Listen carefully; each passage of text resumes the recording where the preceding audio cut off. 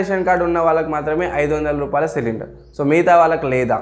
So సామాన్యంగా చూసుకున్నట్లయితే మన రాష్ట్రంలో 1.24 లక్షల గ్యాస్ కనెక్షన్లు ఉన్నాయి. దానిలో 90 లక్షల మందికి తెల్ల రేషన్ కార్డులు ఉన్నాయి. దానిలో 64 లక్షల గ్యాస్ కనెక్షన్లు రేషన్ కార్డుకి లింక్ ఉన్నాయి. సో కేవలం 64 లక్షల మందికి మాత్రమే ఈ 500 రూపాయల సిలిండర్ అందుతుంది. సో దీని లెక్క ప్రకారంగా చూసుకున్నట్లయితే 1747 కోట్లు రాష్ట్ర ప్రభుత్వం నష్టపోయే అవకాశం ఉంది. కాబట్టి మిగతా వాళ్ళు మొట్టమొదటిగా మనం తెల్ల రేషన్ కార్డు అప్లై చేసుకున్నట్లయితే 500 సిలిండర్ మీకు దక్కుతుంది, లేకపోతే మీరు నష్టపోతారు. అదేవిధంగా గతంలో చూసుకున్నట్లయితే ఉచిత కరెంటు కూడా మీకు సొంత ఇంట్లో ఉన్న వారికి మాత్రమే 200 ఉచిత యూనిట్ ఫ్రీ.